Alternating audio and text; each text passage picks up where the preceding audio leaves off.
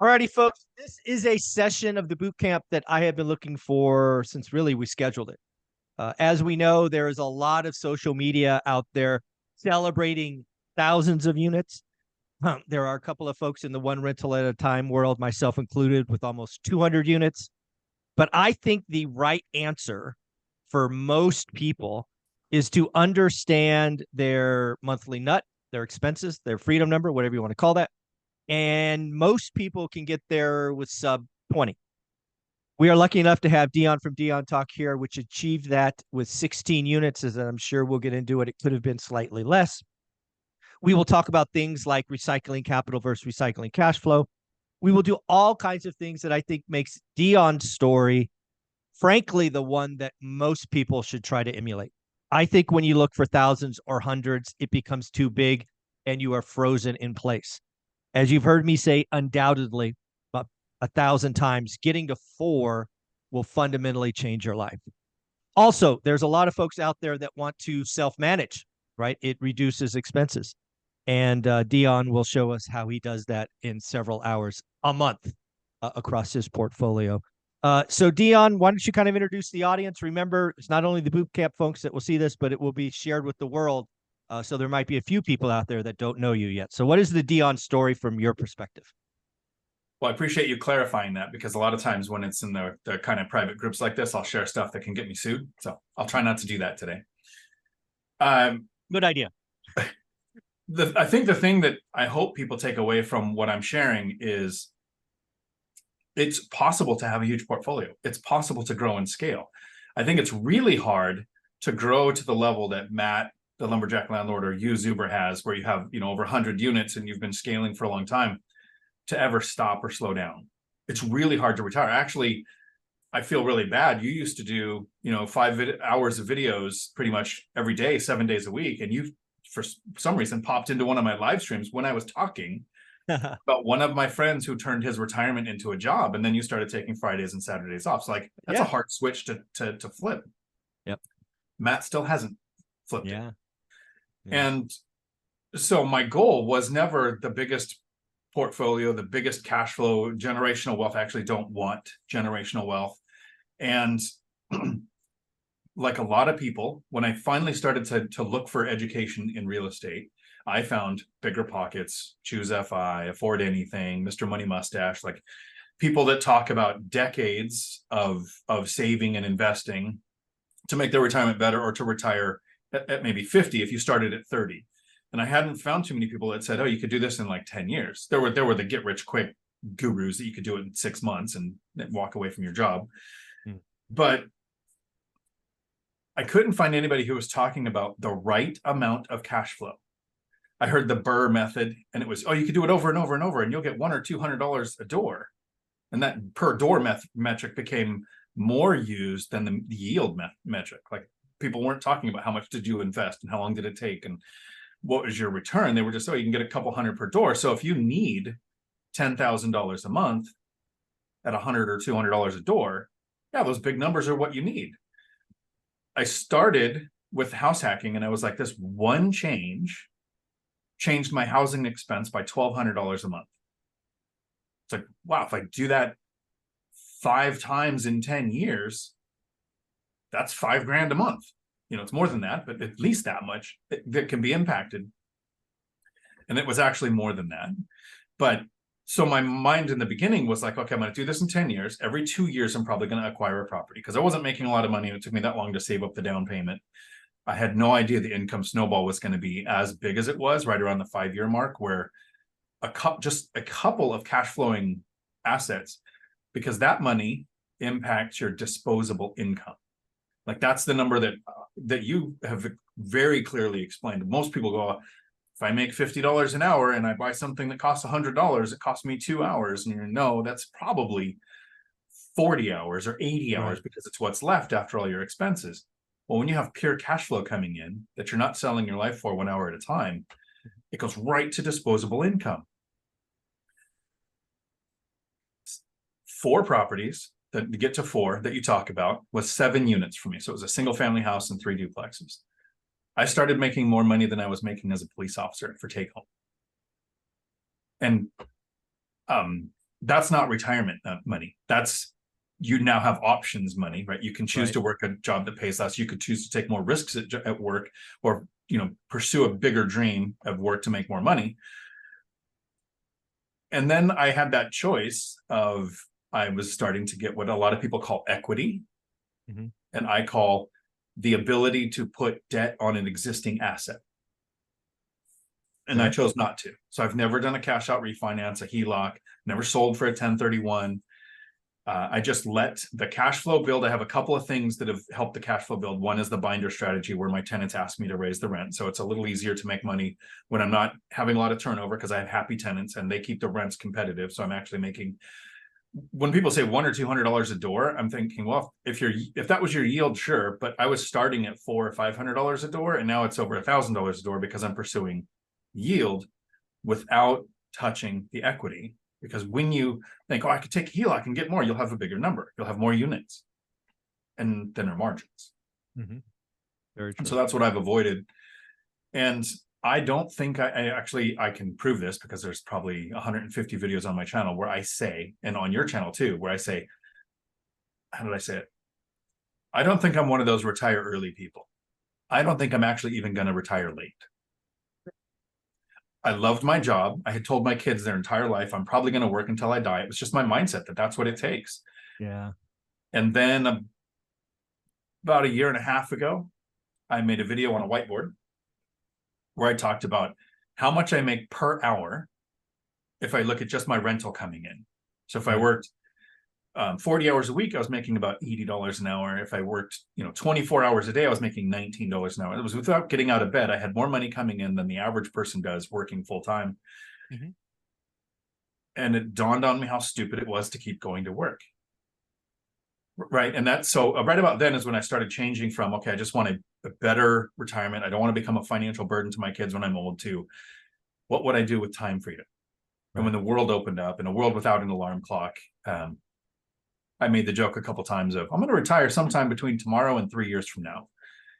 And it was immediately the day that I decided to. I just went to the owners in a meeting. We had a meeting where I resolved a huge issue. At the end, the VA, the agencies, the state agencies left the meeting, and I asked the owners to stay in that Zoom meeting. And I just said, hey, by the way, this is my last day. And it shocked me just as much as it did them. Wow, that is awesome. Well, let's remind folks where your story starts, because there's a lot of people that are starting later in life. There's a lot of people starting with family and kids. There's a lot of people starting with low income. There's a lot of people starting with, frankly, a negative net worth. You had all of those challenges at the beginning, and I think people need to really feel and understand where you were when your mindset shifted. And house hacking became, frankly, moving into a rental became the right answer. So go very back to the beginning and just remind people where your beginning was, where a lot of people would not want to be. So I like to do it in that chronological order. I have found out that when I share the starting position, it just depresses people. So if I share, look, here's how you can end up in 10 years, it's like, oh, okay, well, that's worth pursuing. And then when I shared the starting position, I basically made it to 40 without ever having a lot of money in the bank, right? I was just working, trying for pensions. I tried the Marine Corps, I tried law enforcement, and both of those had, after Desert Storm, they downsized the military, and then 2008 law enforcement shrank, and so my pensions kept getting taken away. Went through a divorce, became a single parent with 3 kids, found out about 89,000 was, well, so here I'll share the real numbers. I found out about $313,000 in bad debt in my name I didn't know existed until the divorce. And the reason 313,000. So the reason I want to share the real numbers is because you could take away a lesson from this. My ex filed bankruptcy. I'm in a community property state, so all of our debt was my debt anyways. But now the debtors came after me to say, well, she filed bankruptcy, you need to pay this. I didn't know who they were. I didn't know who we owed money to. I know nothing about this. So I started calling them to build a list of who I owed money to, because I was in law enforcement. Bankruptcy is not really an option. It's a career killer. Makes you more likely to take a bribe, right? So I was thinking, how do I do this without filing bankruptcy? And I thought, well, maybe I could sell the house, because I didn't realize it was underwater. When I was talking to one of the lenders, they asked me if I intended to file bankruptcy too, because if I did, they would take 20% of what I owed. Hmm. I thought, that's a thing. I had no idea that was even a thing. So I contacted all of them. I wasn't planning on filing bankruptcy, but I had considered it. I considered bankruptcy, and I thought, well, in law enforcement, that would be a curricular, so I'm not going to do it. So I never lied. I called them and I said, I am considering filing for bankruptcy. Would you take a less amount if I committed to paying it? And almost all but 3 went down to 20 to 30%. So the 313 became 89,000 that I ended up being actually responsible for. So hopefully, if anybody has a bunch of debt or finds out about a bunch of debt, contact them and say, look, I'm just thinking about bankruptcy. What would be our options here? Yeah. After getting laid off from law enforcement, I found a really good job driving for Oak Harbor Freight Lines, making $115,000 a year. Landed on my feet, thought everything was going to be great. They're a union shop, they had a pension, and was there less than a year, they went on strike. This was end of 2008, beginning of 2009. That strike is still not resolved.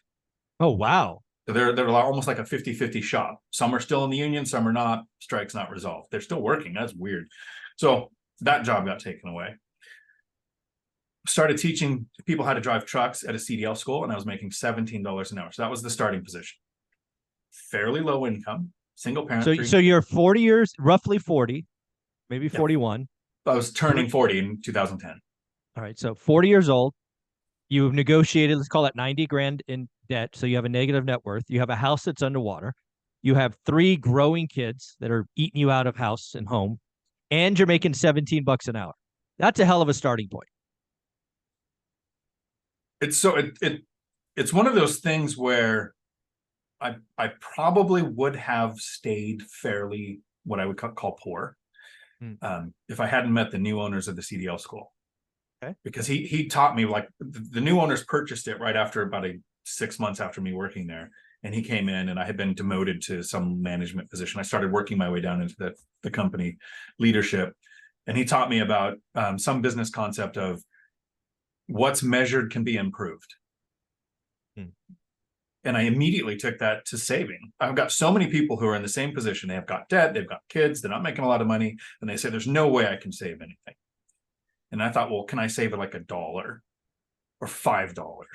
Right. Because once you measure it, now you can improve it. And then I was working a side hustle. I'm a complete nerd. You can tell by the Dungeons and Dragons map on the wall behind me. And I played World of Warcraft and sold things from the online game on, at the time it was eBay, and then a couple of websites that would buy the in-game currency to make side hustle money to save.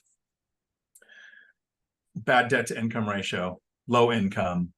Talk to lenders, because I have a friend who's an agent. He said, if you're going to talk to anybody about real estate, talk to a lender first, right? So I still advise that to everyone I talk to. If you don't talk to the lender, agents aren't even going to talk to you. The lender said, you can't buy a house. It's just not possible. But kind of like the debtor, when they said, unless you filed, if you were going to file bankruptcy, we would take less. They said something that kind of spurred a thought. The lender said, unless you had rental income on your tax returns, then you can buy houses. So I moved into an apartment, rented out my house. Again, I want to highlight that story. Again, you're in a house, it's now yours. You try to sell it, you can't sell it. I tried to give it away. Yeah, give it away, not sell it. True. Give it away. Nobody wanted it, so you're forced to keep it. You then go to your kids and go, hey, how about we leave this big ass house and move into a rental unit, which again, most people would never broach. Your kids actually enjoyed it. And you did that for 2 years. You created rental income for 2. That's all you did for the first 2 years. Dion's story to financial freedom starts with him moving into a rental and collecting income on a house. That was all you did for 2 years. So it actually did a couple of things. One, you're right. A lot of people say, oh, I could never do this because my family would never live in an apartment. Well, how many millions of families live in apartments? And my kids were actually excited. My daughter was super excited to get to be a new girl at a school because she wanted to be, there was actually a TV series called The New Girl. And so somehow that resonated with her. And apartment complexes had a gym and tennis courts and other kids to play with. But I had switched jobs from law enforcement to teaching at a CDL school. So consistent work history in a field didn't exist for me. Right. So the 2 years of saving the down payment, the 2 years of getting rental income on tax returns also gave me 2 years in a new field. This is something I actually struggle with now when I meet somebody and I want to get them on the path to financial freedom, whether it's in person, YouTube world, social media. Not very many people want to do something that has an impact in 2026. Yeah. That's 2 years from now, basically, right? We're a couple of months from that being 2 years from now. Most people think, no, by 2024, I want to have 3 more units or my first rental or something. And so when I say the first 2 years, it took 2 years to save. And this was with side hustle money, very frugal living, which I don't want to ever be a frugal person, but I was frugal for a while. I saved $28,000. How many people do we know who are willing to take 2 years right now to save $28,000 to have the down payment for their first rental 2 years from now? That's the struggle with, and I get this from being a CDL instructor, or maybe if there's teachers here. It's really hard to remember what it's like to not know something. Right. So when you talk to most investors, they just say, well, I've been doing this for 10 years. It's a lot easier because I have this portfolio and it creates this cash flow. But what was that starting emotional state of, for a year, nothing happens. But the savings account changes very small. You're focused on work. You're focused on the kids. You're focused on not spending money. And another year goes by and the same thing. And I saw people, this was 2010, 11, and 12. You know where the prices were? You know how many people were doing all cash deals? Lenders weren't there. And I was just watching people buy properties, and then they started to go up. And I feel like I'm missing out on the best time to invest ever because I didn't have the work history, didn't have the down payment, didn't have the rental income. Like all of these things were just stacked against me. 2026 is going to come. It's going to be here. And the things that people do between now and then is going to be whether they retire in 5 or 10 years or not. Yeah, I love that. So there's a couple things I know I want to hit. Why don't we go back to Dion's goals at 40, right? When you had this epiphany, you made the decision to start house or renting your house out. You're now renting. When did that first duplex kind of become the goal? So when I moved into the apartment and I rented out my house, my first year went really bad. I made every mistake I can imagine. I thought back in the mind, I'm going to replace my income because that's what most new investors think. I'm going to replace my income, which is not a metric that we should look at because we want to replace living expenses, not income. Didn't know how long it would take. I knew that in 10 years, I could, if I just did one every 2 years, I'd make as much as I was making as a cop. But it wasn't duplexes. I was going to buy single family houses because I understood that. I owned one. After the first year I rented out that house, it started to make money because I actually got a lease. It didn't just rent on a handshake. I used to think you can't trust a stranger, so I better rent to a friend, and that's completely backward logic. I don't have a problem renting to a friend, but I would want my systems in place and to have a landlord's backbone before I did that, like hold friends and family to the lease. Whereas a stranger, more times than likely, more times than not, is going to stick to the lease. Yes, there are professional tenants, and you kind of play the roulette wheel if you can get a bad one. But I've never had a bad one since the first one that was a friend. Everyone since then has been, we've got a binding lease between us, and I've learned some skills to make it easier to self-manage that we'll cover too. But single family houses in my area don't cash flow. Still, in a decade, haven't seen one. Right. My brother has some mobile homes that he purchased that were basically condemned buildings, and then he rehabbed them, and they do fun, but he bought them for like 60 grand. There's places like that for sale in Washington now for 110. Oh, wow. And then you're going to spend 50 rehabbing it, right? And then it'll rent out for a decent amount. So it's still possible to do his strategy. But I was working full time, raising kids, and I'm not handy, right? I'm trying to think of things I could do. Doorknobs. That's about all I'll switch out. Everything else I'll have to go through handyman. So I don't have a skill set. And then I found out about lending on 4 units or less, small multifamily, separate fenced yards, garages. With kids, I didn't want to house hack and well, people say I can't share living space because I have kids. I actually house hacked before I was an investor. I don't know if I've told you this, Zuber. When I went to the law enforcement academy, it's a 6-month academy. It's an hour and a half away from where I live. And you're doing 10 to 14-hour days of training. Right. So I would sleep in the parking lot sometimes at the academy. How do you do that with young kids?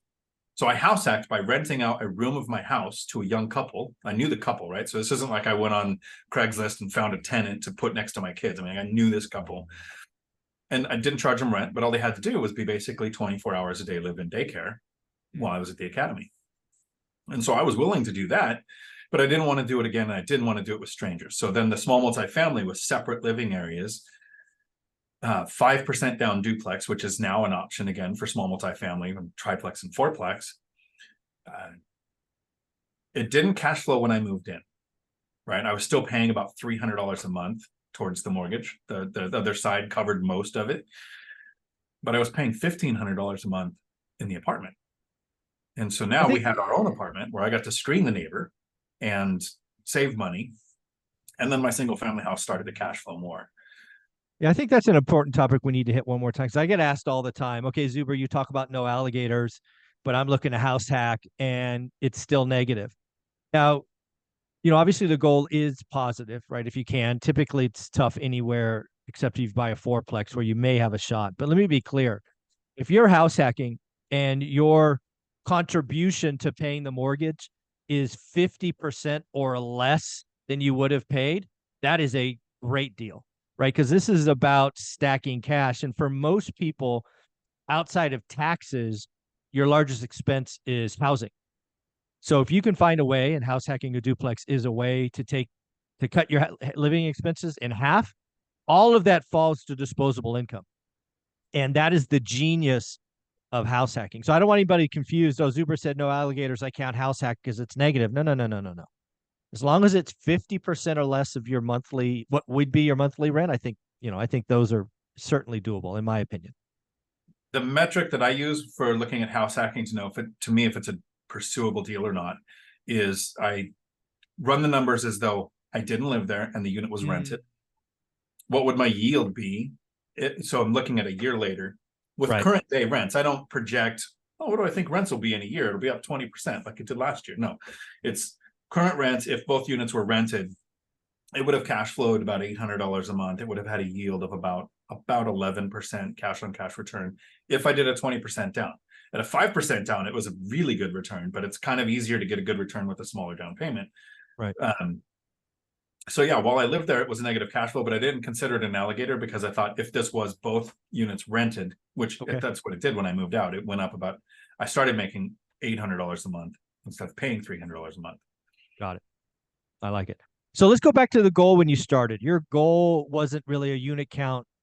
It was just it wasn't even replace your income. It was replace your living expenses. So you remember what that original number was? Are we talking $4,000, $5,000? So what are we talking? I honestly thought I'm going to work until I die. Right. And if I have rental properties, it'll be less likely that I have to work a really hard job. Right. I don't think financial freedom had even hit the radar when I started investing. My brother had 10 paid off rentals and he was recycling a HELOC, right? I didn't have equity in my house, so I couldn't use a line of credit. I didn't have his skill set. I just didn't see it as possible, but I thought I have to live somewhere. Right. And I'd heard about Rich Dad, Poor Dad, but I'm one of those people that, I've heard of that book. I know it's got a rich dad and he's got a guy that works for the city and one that runs businesses. Never read it, never listened to it. And I used to listen to hundreds of audiobooks as a truck driver, and I just never put that one in. Never put that one in. And then when I finally did, everything clicked later. I was like, oh yeah, that's what I'm doing.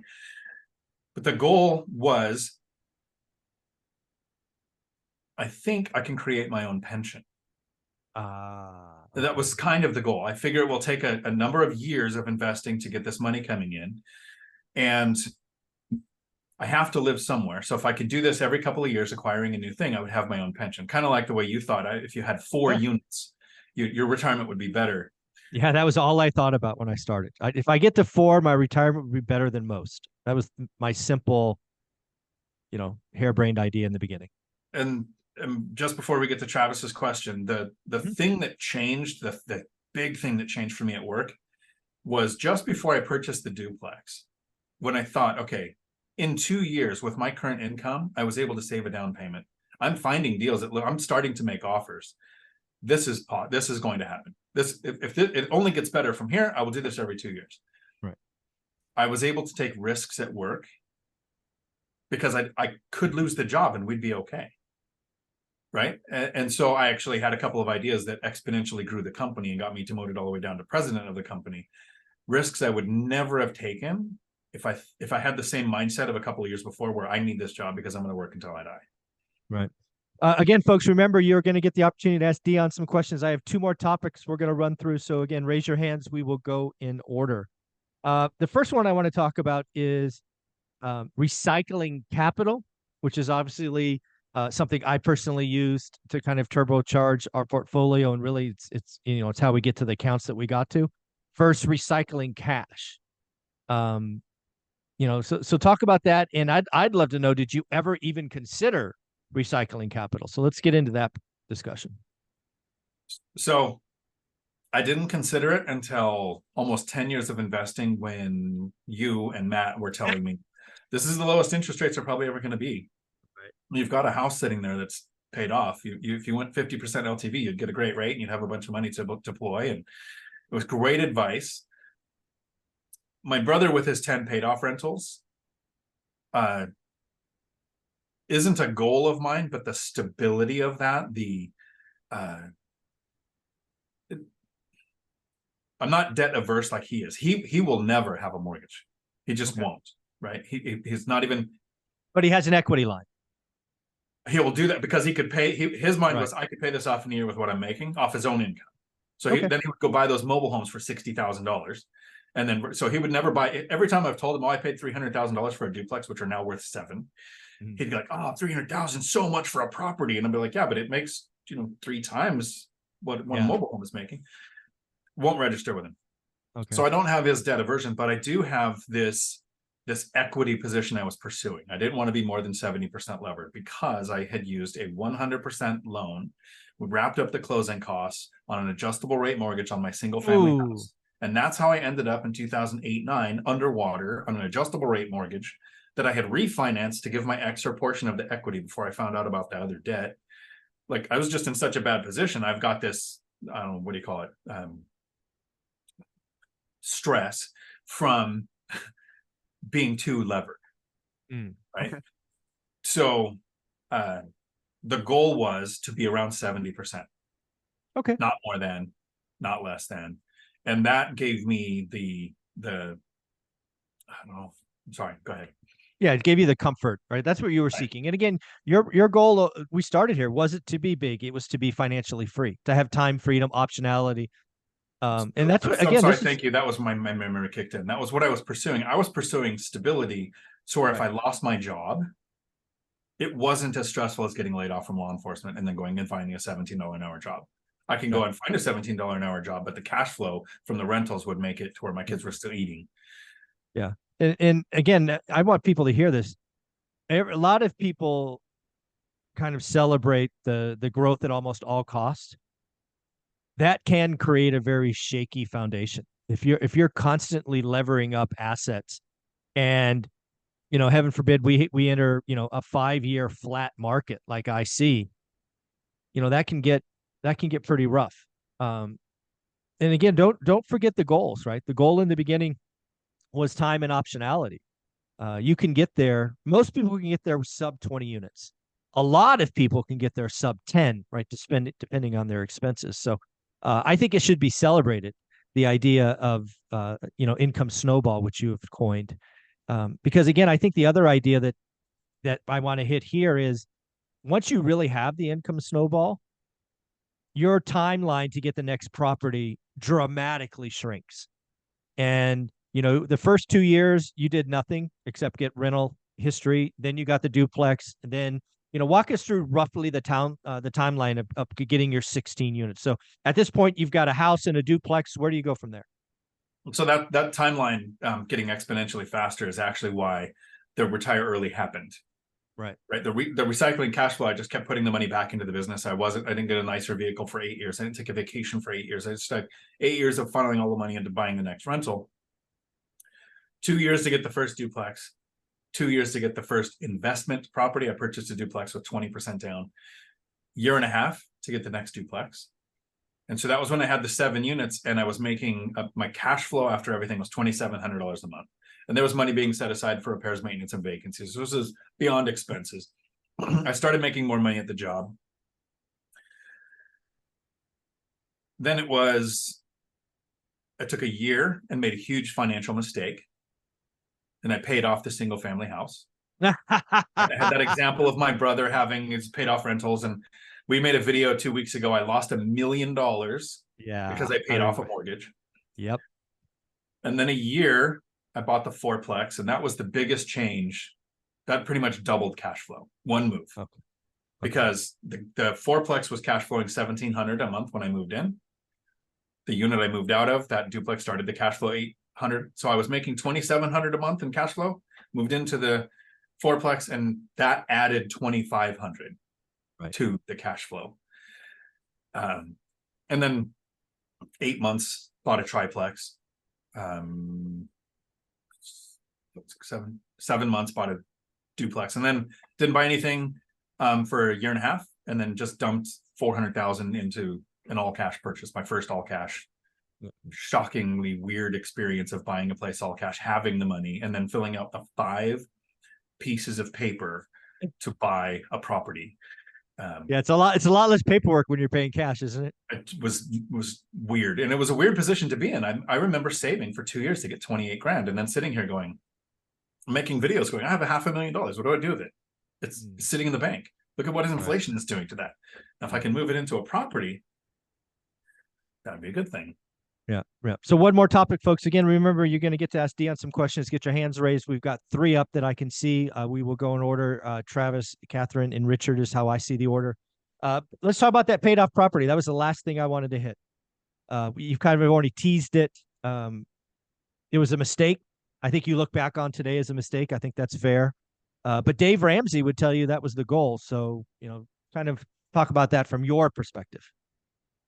So I don't know if I said it was a mistake. I've said it's my last burr because I don't want to do rehabs again. Reaching financial freedom, which for me was getting 4 times. Let me be. I think you're talking about the wrong property. I'm not talking about the one you bought for cash. I'm talking about the one you paid off property. Thank you for clarifying. Thank you. Sorry, I would have wasted 5 minutes for everybody. I didn't want to do that. Yeah, I want to talk about the paid off one. That year that you spent paying off a property. That was like the goal. Pay one off. So it was my highest interest rate. It was like 6.8% or something. Like it was 6 point something, and it was my lowest debt. So it was 121,000 owed on it, and so it hit the debt avalanche. Highest interest rate. It hit the debt snowball, smallest amount of mortgages. So I just recycled the cash flow to tackle the debt and got rid of it. Had I taken that money, the 121,000, because it was 109,000 for the down payment for my fourplex. I had to put a roof and do a little bit of other stuff. So that was my first big expense. I'm buying a property too. But that 121,000, if I had for that year just funneled it into an account and then purchased another fourplex, the fourplex that I did purchase has gone up over $1 million in value. And it's net worth, right? So it's not a number that I use. My cash flow from that fourplex is amazing. So it was really good. Could have done that as well. Paying off the property, I keep saying these as excuses. It was a time where we were allowed to have 4 mortgages in our name. I had 4, so I paid it off to recycle that slot for a mortgage out of my 4. But there was DSCR, asset-based. I could have done seller financing. I just had pigeonholed myself into what I thought lenders, the traditional lenders, had as an option. Right. So I don't regret having a paid off property. I don't think anybody ever will. Right? Even you have some part of several, your so that's kind of why I didn't refinance it when you and Matt suggested it, is because I have such a small portfolio. I only have, at the time I had 7 properties. Now I have 8. I had 7 properties. 1 paid off is whatever percent that is. Wow. Now, right. So now paying all cash for this, I'll keep those 2. I might refinance this one at the end of the at least 50%, have the money to deploy again. Yeah. But it's weird. It's not my goal. I don't want to grow. Yeah. I don't know if you remember this, but just before we get to the questions, I had said a couple of times, I retired with 16 units. I don't know if I want 16. I might sell my single family house, the paid off one, pay off 1 or 2 of the mortgages on the duplexes, and I have more cash flow, more financial freedom, less tenants. What is the interest rate on those duplexes? 3. So I'm not paying more. Yeah, you don't do that. That's bad. No. Let's Yeah, not I be silly. refinanced them in 2020 to 3%. And that even so, on top of recycling cash flow, the binder strategy, and resetting the interest rates, that's Yeah, where a lot of the cash flow comes from for me. absolutely, absolutely. All right, let's get into it. Again, you can ask him about his journey. You can ask him about landlording a couple hours a month. We didn't get into that. Maybe I'll break it in between, and we'll get to that in a minute. But let's go to questions. Travis, your hand was up first, I believe. Hello, can you hear me? Yes. Yes, sir. All right. So I am actually at work today. So if I have to leave abruptly, I work in the fire service. So I may have to leave, but wanted to get a couple questions in if I can. I've got two. So I Sure. hear the two different camps that I hear all the time.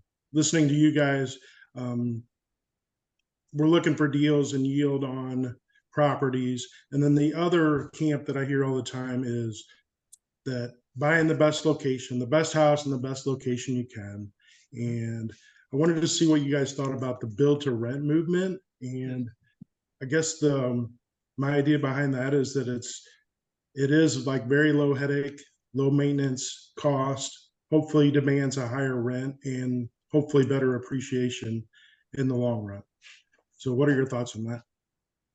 So the first one on the build to rent, I actually was just listening to a video that Zuber did with a guest on the build to rent that's happening, and institutional buyers buying 50% of them when they come out. And my personal perception is I don't want to own a property newer than 2003. Why is that? Because I'll get yield and cash flow on that and get almost exactly the same rents as a building that was built yesterday, unless it has really high-end finishes in the best neighborhood. And I don't want the best neighborhoods. I don't want Class A properties. Don't want Class B properties. I specifically, that was good grammar, specifically pursue Class C rentals. In a recession, in economic downtimes, there's going to be more demand because people in A and B properties can move to C. Hardly anybody's going to move to D. So there, and then I've had tenants in a Class C property paying, $1,500 to $2,500 in rent, get laid off, lose their job, industry completely changes.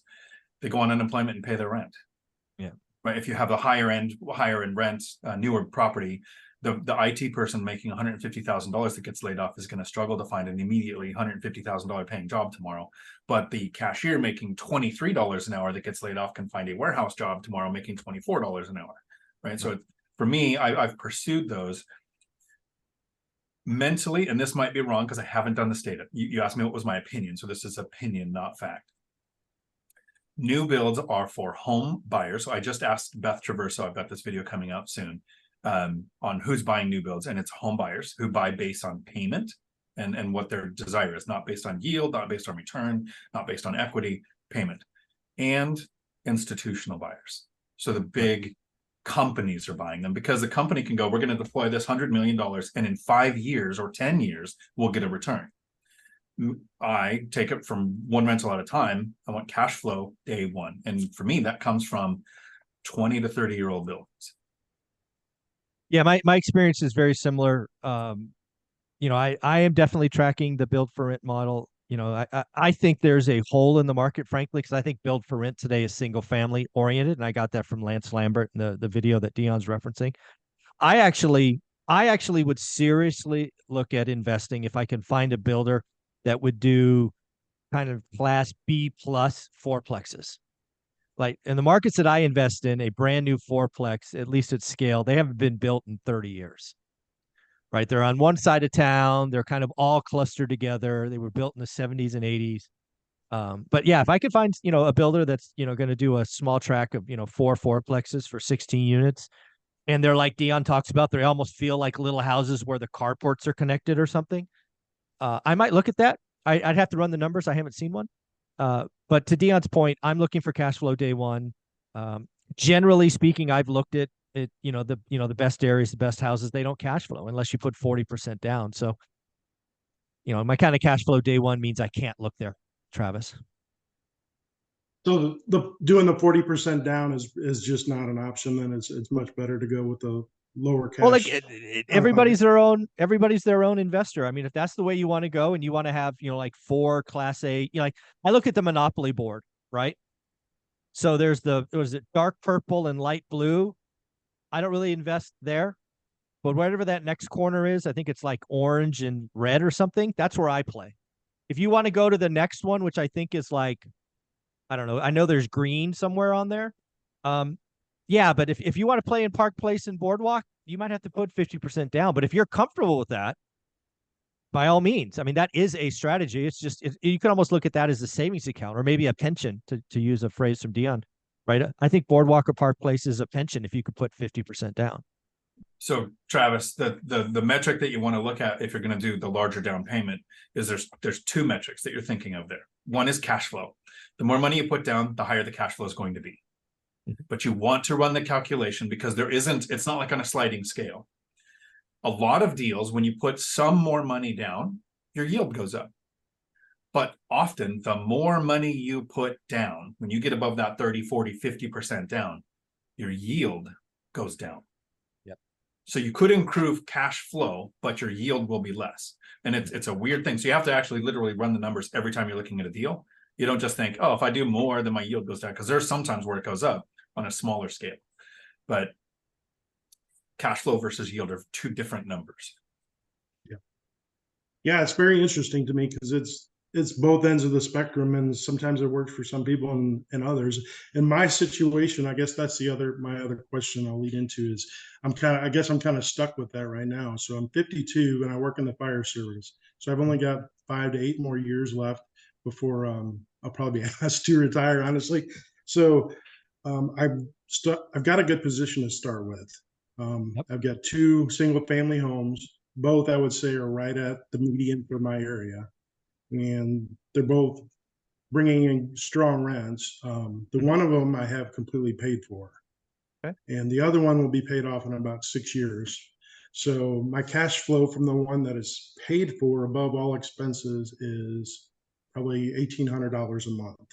So my question is, I don't really have any other money to invest. So I would either have to get like a seller finance deal, or I could do a revolving line of credit on this house. And I do have the skill set to be able to, fix up a house and do all that. I have the time off and that skill to do that.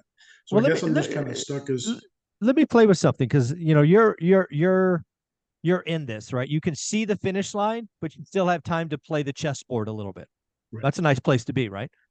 So Yes. let's get in our time machine and jump 8 years forward, right? You're 60 if I did the math right. Yeah, I'm going to guess in the fire service you have a pension, so you have some thousands of dollars coming in from that. You at a minimum have these 2 houses, which will now be paid off, and you'll have 8 years of inflation. Let's just pretend that's $4,000, right? The cash flow from both of them, plus some inflation. How does that feel? I mean, I don't know what your pension is going to be, but I don't know what that's going to be. 8, 10, 12 grand a month. That probably doesn't suck already, right? Yeah, that's good. I think the thing is, like, I think I feel like I've got a little time to build yet, but yeah, that's where I'm going. But I want to make sure, if you did nothing else, that doesn't suck, is my point. No, that's good. So I think what you're looking at is you're looking at the edges. I think your choice is, do I get 1 or 2 more? And I think that should feel very freeing, because you're not playing for 10 more. You're like, I'm good now. Now we're just putting whipped cream and cherries on top of this bad boy. Now, is that going to be 1 more, or is that going to be 2 more? And I think that's your only decision, right? I think if you go 2 more, you probably have to, just given how math works, you're going to have to buy closer to the median, right? You're going to have to be on that second side of Monopoly board. But hey, if you're like, you know what, I'm only going to do 1 more, let's go find a fixer-upper in the best part of town that grandma's leaving, and I'm going to spend a year fixing this up, and I'm going to get this thing to be 50 or 60% paid off by the time I'm 60, and you're going to have the cash flow, and that is awesome. By all means, if that feels great to me. You just have to decide what you want to do. I think the answer for you, Travis, is, do I want 1 or 2 more? And I think the paths are only slightly different. That's what I see. Hey, Travis, have you heard of Marco Shiro, the financial firefighter? Yeah. In Hawaii, okay. Right? So he lives in Hawaii and he invested at distance, but he was in a very similar situation. The one thing that he did different is he completely emptied out his retirement accounts Oy. and pursued rentals. So he got 14 within 2 years. He says he kind of regrets doing it that fast, and if because he had some evictions and some tenant turnovers that made it very hard. I would never say to a new investor, hey, you should look at your retirement accounts as something that you could invest in a rental. But if you have 2 rentals and you are, sorry, I'm watching you turn the lights back on. Yeah. If you've got your sea legs under you and you can find a lease, screen for tenants, maintain the properties, and I'm not suggesting this, but if you have a pension coming, great. But if you have money in a retirement account, I think I would look at putting that to work before I would look at putting the equity in your rental that's producing cash flow to work, because the retirement account is there for 59 and a half. It has some tax benefits. I'm not saying dump it all into 14 rentals at a distance, but if you could deploy those funds, because now you know what to expect owning a rental. It's the 3rd or 4th deal that I think it's okay, in my opinion. I emptied mine out in 2020 to buy that triplex I talked about. That was all retirement funds taken out and just put into a triplex, which has made me 5 or 6 times what that retirement account had in it, and is getting cash flow. Yeah, so I think Travis it's going to be an option for me. Yeah. Our 457 plan, we can't touch that until we leave our employer. So Yeah, I don't know this. Can you take us? Something I did is I borrowed against mine. Like I could borrow up to 50 grand for different reasons. That's something I did. Yeah. Well, no, again, I think you're in a great spot. Hardship or something like that. Okay. Yeah, I think regardless, you've got to. If you did nothing, you're in a pretty good spot. So you got you got ice cream in front of you. Now it's the question of, do you want whipped cream and nuts and cherries? I think you need to figure out, do you want 1 or 2 more? If I was in your position hearing this, I'd be like, God, I feel better. Because the optionality of where you're going, you don't have to beat yourself up. Do I want one really nice property that I buy the best house in the best area? I put a bunch down, or do I go slightly down and I get 2 more? From where I'm sitting, those are your 2 choices. So even with that though, is it a good option to go ahead and get the line of credit to make the purchase, to use that capital, or should I save up? Again, I don't know that I would do the work first. I don't like rushing to getting the equity line, because then some people just feel like they have to use it. It's always going to be there. There'll always be a bank that'll give you 50%. So I would go do the work. I would answer the question first. Am I going to buy a really nice house that needs a lot of work? Or am I going to buy 2 down? I would do that work first and then play the chessboard. In the meantime, of course, save up. Right. So those, I wouldn't rush to get the equity line just yet. Okay. Make sense? All right. Yeah. Thank you. Very, very cool. Thank you, Travis. All righty, Catherine, you are up next. Hi, Michael. Hi, Dion. Hi, everybody. Dion, I really have always been inspired by your story, and I'm sure a lot of people are. So thank you for telling us. We've got a little bit of the same story. We lost quite a bit of money in the great financial crisis, and so we've had to rebuild, and we've only just now gotten back up to some semblance of, feeling like we can breathe again. But we are considerably later in life than even you were, Dion, when you started, and we're just now starting to try to build some rentals. The reason we want to build is because well, let me back up. My husband is probably, he'd like to retire tomorrow. And I want to retire him as soon as possible because he's done a lot. He's worked very hard over his lifetime, and he's sacrificed a lot for me and my family and just everything. So I want to retire him sooner or later. And the only reason he's working still is because we're trying to get a rental or 2 under our belt before he does, because he's the W-2 job. I'm self-employed, and my income is sporadic because I've just moved to a new market and I'm still building. We've looked at, we were in fact listening to Jason Pritchard a couple of weekends ago, and so we thought maybe we could start with some fix and flips and build that way, etc. I was just listening to you talking about renting your house out and starting that way, because then you had rental income, and that kind of triggered a switch in my brain. So I was just trying to think, if we did something crazy like that. My husband, by the way, is on this webinar. He and I are in different cities. He works in the Midwest and I'm on the West Coast. He commutes back and forth. So right now he's working and he happens to be listening. So I was thinking, if we did something crazy like renting our house out, which we could do, and then maybe bought a duplex or a single family with with an ADU or something like that, Mhm. and then kind of built that way. And then if we could do that pretty quickly and then got him retired, do you think that would be a pretty sound way to get started solidly right away, and then he could retire? And then after that, would we be good? Because we do have, we've never had foreclosures, we've never had bankruptcies, we do have good credit scores, so we are good credit risks. If we had one or two rentals under our belt and he's retired, still I'm the only one, I'm self-employed, what does that look like to you in terms of a strategy? So it's really hard to answer a question and not seem biased if somebody says, hey, you did this thing, should I do the exact same thing? Right? Of course you're going to go, wait, it's what worked for me, it's what I know, right?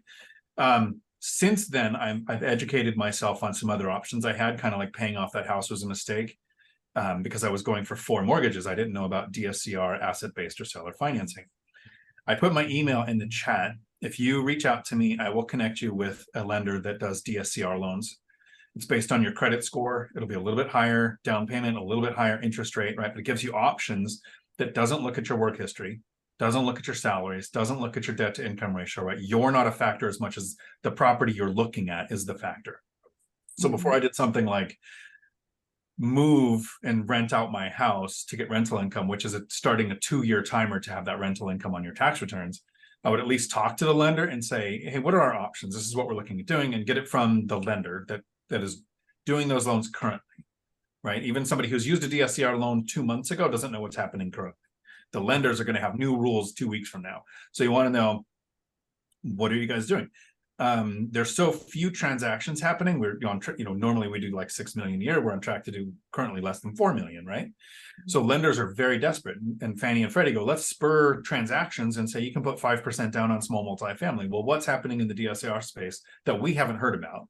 So if you email me, I'll connect you with a lender, and Zuber's got some too that do DSCR loans, like Convoy Home Loans, that you can look at too. See what those options are. I do like the idea of, you have a house and you can do an owner purchase of a house with an ADU or a duplex and owner occupy, instead of moving into an apartment like I did, and using that lower down payment to get you started. Part of that is doing a rent study on your current house if you own. Is it going to make money if you move out of it? Because if it doesn't, then that might not be the best option too. I'm not sure what the solution is there. If it's sell and deploy the funds to buy something, and you have the IRS 121 rule where you can have up to $500,000 in gains, not pay taxes on it, and put that money into the next rental. I would do that before he walks away from the W-2 if you're going to use a conventional loan. Like, you've got a bunch of different options to go. And until you, and virtually sit and talk with a lender, I don't know that you'll know the best option until you, because I thought buying a single family house is the best option for me until I realized they don't cash flow. Right? And then talk to a lender and find out I can do small multifamily. So they might have an idea currently with DSCR lending that works better than moving. I love the idea, Catherine. The thing that I would think about is, I would go with your husband and try to look at duplexes, tris, and quads, and ask yourself a big question, right? Is getting you retired, because that's a great goal, worth the sacrifice of moving from where we are, which I'm sure is very nice, to somewhere that is less nice and probably smaller? If the answer to that question is, of course, I want to be retired today, and having this sacrifice is a good answer, then to Dion's point, then I would also research the house, right? Does the house cash flow because we have a great rate or whatever? it is something certainly a worthy goal. And I got to remind you, Anna Kelly, who comes on every Wednesday, told know. me her best financial decision was selling her big ass home in Texas. I added the colorful language. She doesn't swear, so that was on me.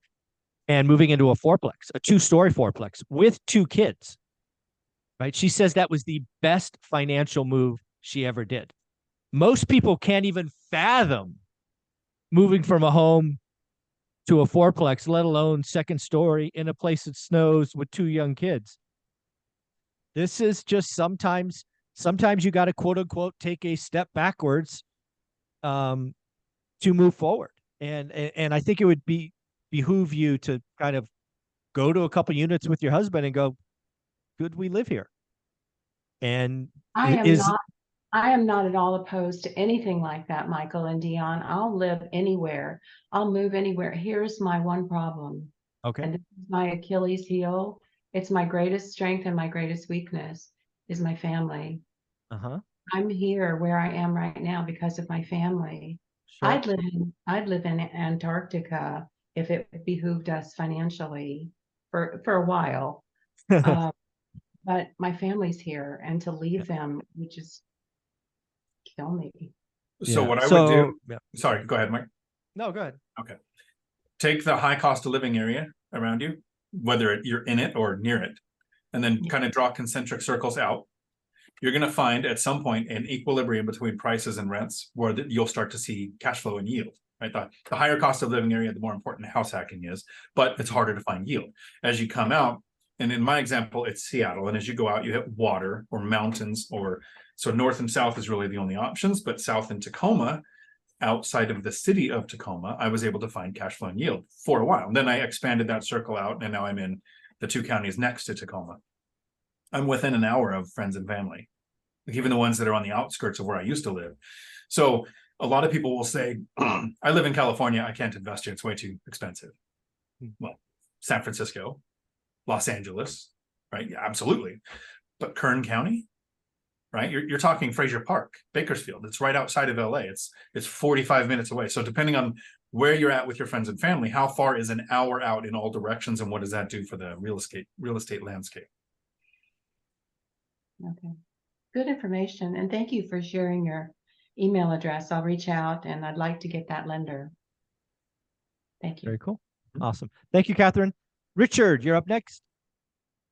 Hi, good afternoon. So I kind of had 2 questions. One is in 2 parts. So the last question actually sort of feeds into where my thinking was. So what I'm thinking I'm trying to do is start with Section 8, or also I've been looking into this USDA Rural Development Program. So the USDA has a program which is essentially like Section 8, but it's for quote rural areas. So I'm in Georgia, I'm in Atlanta, sort of, but I'm in Kennesaw, which is sort of a suburb in East Cobb, which is sort of a little bit more expensive.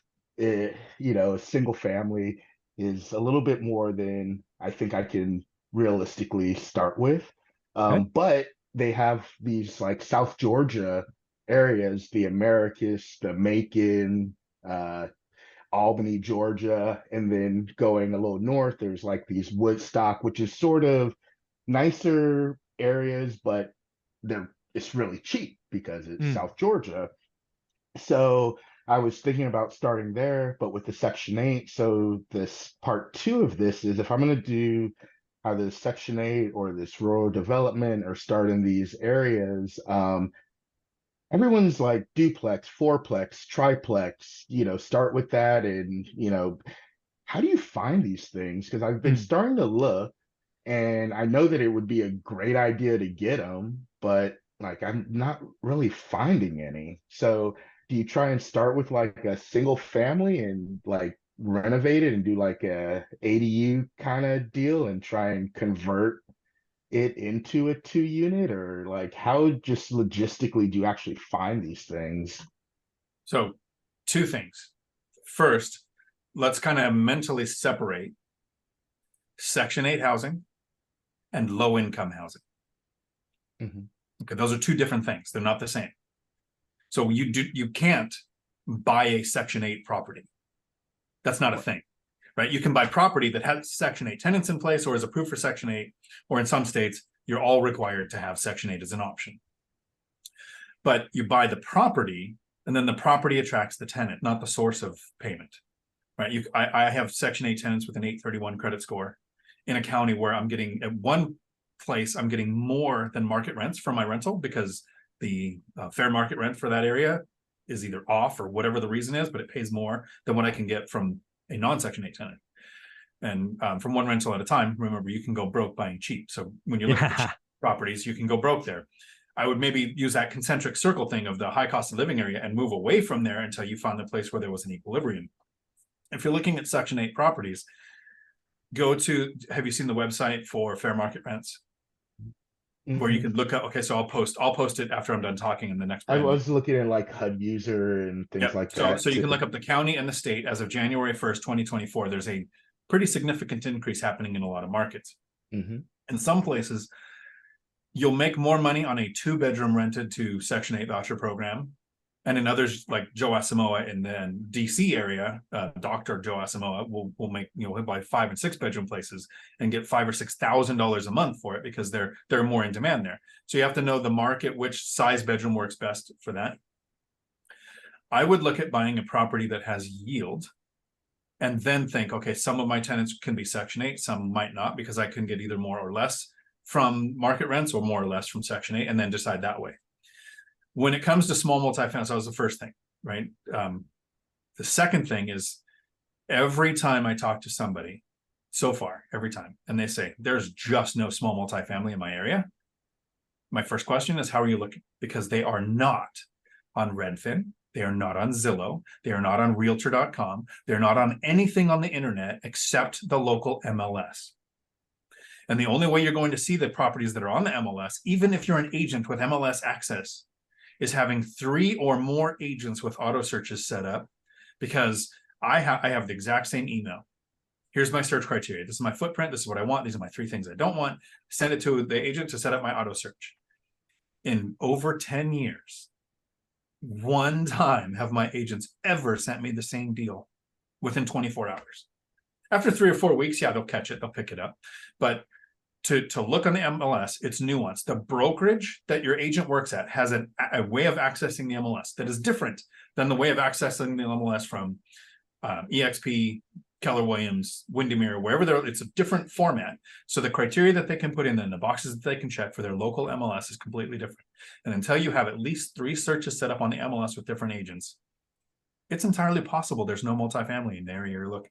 But you don't know that until you have those searches set up for several months, because the normal way of everybody going Zillow, Redfin, and Realtor, my deals that I've purchased, that I've closed on, showed up 2 or 3 months after we close as pending.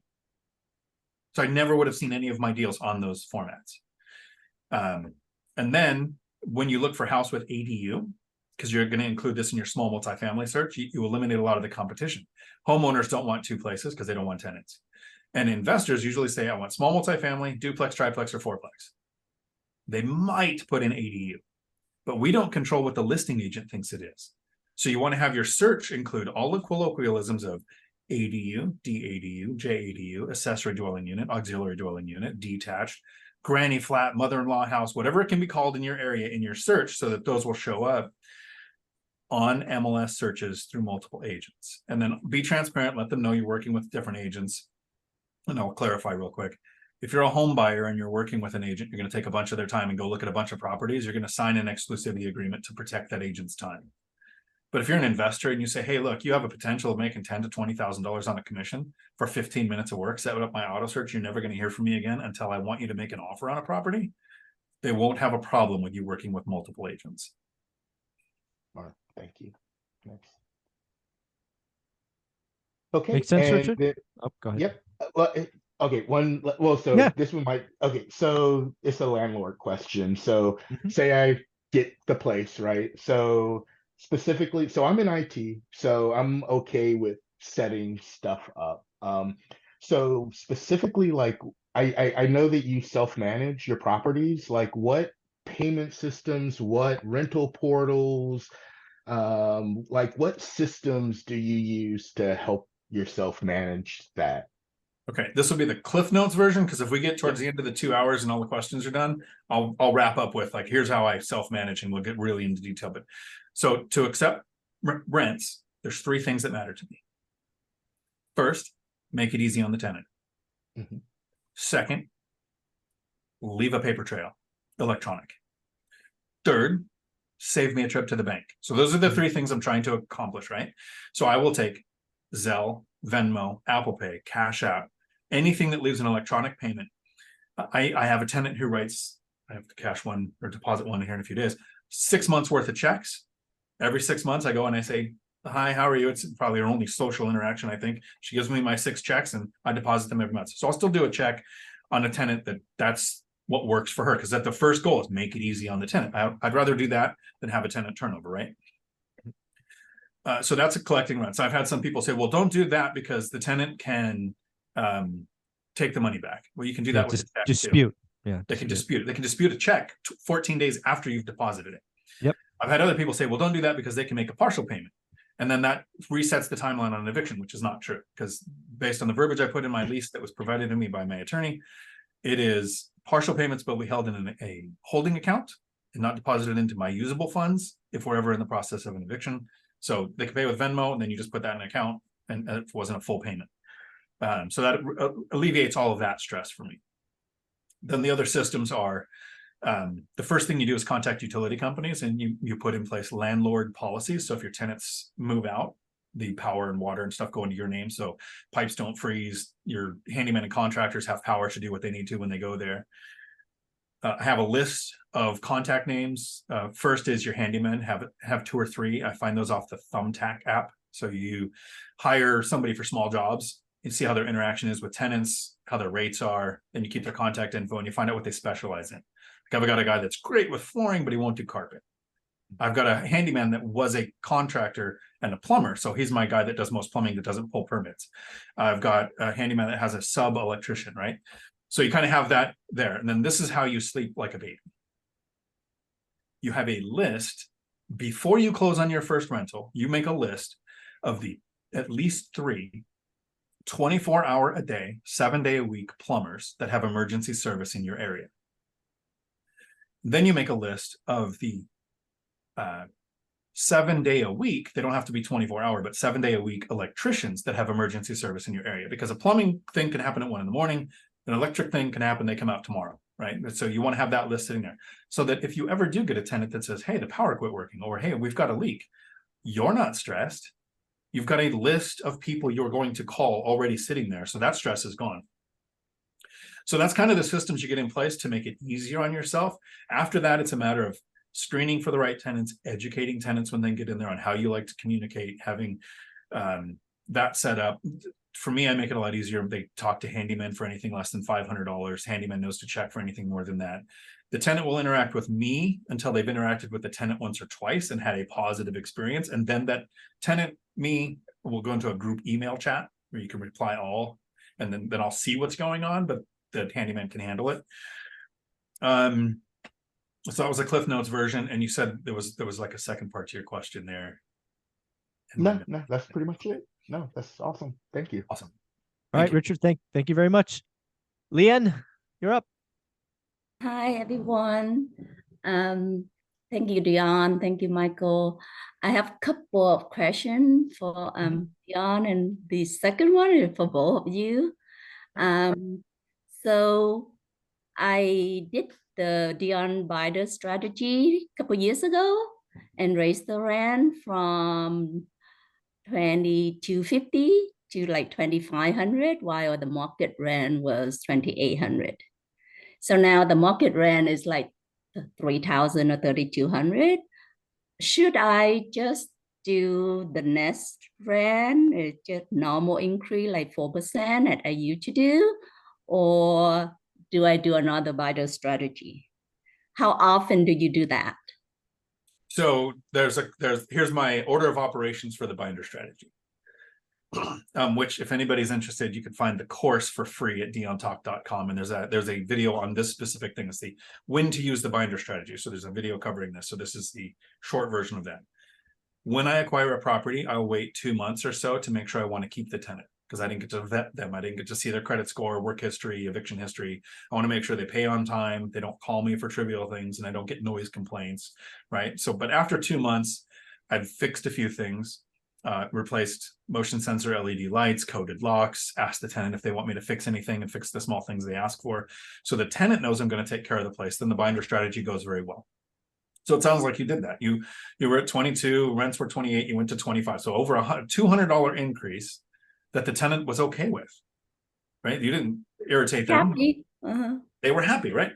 Well, that was, now you were $300 lower than area average, but you didn't have to do a rehab. You didn't have to kick a tenant out. You didn't have to screen a tenant and place a tenant. Like all of the things that you saved, mathematically, maybe you made a few more dollars if you kicked the tenant out, spent $15,000 to rehab it, and then got $300 more rent and just got area average rents, right? So, but keeping a tenant in place, not disrupting their life, having a happy tenant, and getting more money worked. For me, generally, I would then every 2 years, I would do a 5% increase. So you could do 3 or 4% every year, whatever, right? That's kind of what I would normally do. But in 2021, we had a black swan event, right? We had rents spike massively. So I went at the end of 2021, beginning of 2022, and did the binder strategy with all of the tenants, brand new ones from the duplex I purchased in 2021, and then every other tenant that had already seen the binder. I generally won't do that again, but I'll do 5% every 2 years going forward. I think if your rents have gone up to 3,000, you might be at the tail end of that black swan event from 2021. And this is a great opportunity for you to use the binder strategy again. Because if you did 4%, let's do 5% of 2,500, somebody who's good with math can tell us what that is. And you go in, the tenant would probably be okay with it. But if you do the binder strategy, the tenant will probably go from 25 to 27, 50, 28, something like that. They'll be 200 below area average that you show again and be happy. So when there's a big event that causes a rent spike, that's when I would use the binder again. Outside of that, I would just do my small annual or every other year increase going forward. Yeah, because I do have an issue. I know the tenant well, and I feel bad if I raise the rent too much. That's why the binder strategy is such a great thing, is because they might suggest a small amount and you have to, show them that's really close to where you're at now. That's very fair for you, because you're asking them what's fair. You're not saying, how much do you want to increase your rent? That's not the question. The question is, what is fair? If you moved out, I would get $3,000. I don't want to force you to move out. I would do it again now, because there's a big enough gap there to do it. Another a related one, because the tenant have children, adult children, and this house have a converted garage illegally when I bought it. So we just went through all the permitting. I make all the mistakes that possibly made, that it took so long, but it's getting there, almost close. But do you think I should let the tenant daughter rent this one, or should I just rent it out? Because the Section A rent in my area for that one gonna be higher than what I intend to rent for the daughter. Yeah, so I've done, don't have good income. Right. I've done several of these. Actually, I looked to buy these a decade ago, where there were basically 2 living quarters, but they were on 1 meter. And I went the route initially of trying to maximize rents, which meant 2 different families living together. And when you're that close, I can only imagine in a garage, your headaches from tenant interactions will increase dramatically. So I have found it far easier to do generational living. Every house that I bought during that, and it's like 8 or 9 of them, now has 1 large family living there. So I collect less total gross rents, but my net rent is higher, because also you could push the utilities onto them. You can do all of these other things. So the daughter would still have to qualify. It's not like I'm just going to move her in because she's related to the other one. But taking a little less gross rent for better, less headaches on my end as the landlord, way worth it, in my opinion. Yeah, because I prepare to make it separate because this is like detached garage and Oh, it's it's like detached. Okay, good. 630 square foot. Like how detached? Do we got like a small fence? Is it like look like a separate house? No, it have A a breezeway or separate by a whole area that they the main house gonna go through the backyard and Got the it. garage gonna go access to the other side. Got it. Got it. So pretty separate. Yeah. I have my husband and his friend did the meter, install new separate meter already. Nice. So I look into, I have a separate water sub meter because it's really Nice. Yep. more than 30,000 in my area to have a separate water Yeah. meter. So Yep. we're gonna do sub meter, but I'm looking for one that have like kind of digital, so I Sure. don't have to be Yeah, they're out there. That's nice. I So think you're in a really good position. Yeah. To basically use the binder strategy on the daughter and the mother. Say, look, here's the actual printed out from the website. This is what Section 8 will pay. I would like you to live here. I like the idea of a family living here and you guys being close to each other. But should I take less than what the state would pay, which is usually less than what I can get for rents? Because I think if you haven't mentioned the rent right now, you have an idea in your mind of what you think the daughter would pay. I think if you present it that way, they'll probably agree to pay what Section 8 is paying. All right. Yeah, I think bindering the new unit would be very interesting because you also can potentially get more for the front unit and the daughter gets a little break. Mom could help her out kind of thing. Yeah, I think if you binder the two structures together, I think you might be surprised what you would get.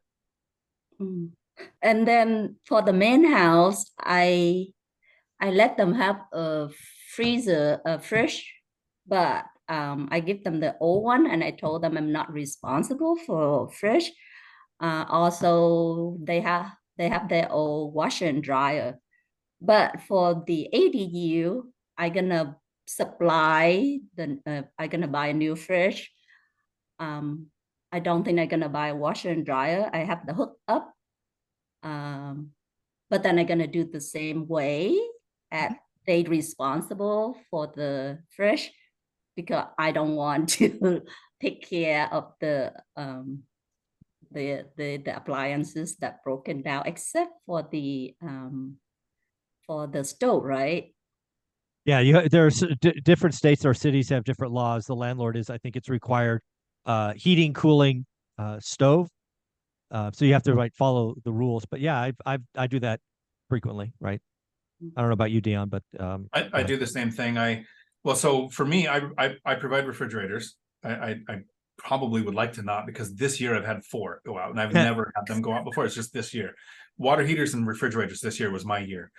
But I have washer dryer hookups and I have an old set that I keep in a shed. And I tell tenants, like, if you're moving in and you need a washer dryer, some old tenants, from before left them here. They're not mine. I'm not going to maintain them, but I'll put them in there and you can use them until you acquire your own set. A couple of times now, tenants have used them for 2 or 3 months and then got their own set and I put it back in the shed. So I'm not responsible for replacing them if they break, but I would have to look into my laws about the refrigerator here. I'm half tempted to do. I've got some tenants that put in their own refrigerator because I get like an $800 one from Lowe's. It's over under freezers on top, fridges on the bottom. It's what's in my unit. It's just simple, right? I don't want water or ice dispense. I don't want things that can need filters or be broken in a rental. So I have some tenants who took my refrigerator, they put it in the garage. So they've now got their soda and beer fridge in the garage, and they put one in the kitchen that they maintain and is theirs. And then when they move out, I'll put mine back in to the kitchen. Yeah, I'm debating between like the $1,200 one and versus 800. My husband is the one who won the more expensive one in there because it looked nicer. I've had good luck with the $700 or $800 ones. I had one that was a $500 one and it made a noise. Like it was kind of vibrating and I don't know what that was. And so I couldn't wait for that one to break to replace it for the tenant. Yeah. Thank you. So the second part is that I'm like debating so much for myself. So I live in San Diego, expensive. I have one rental here.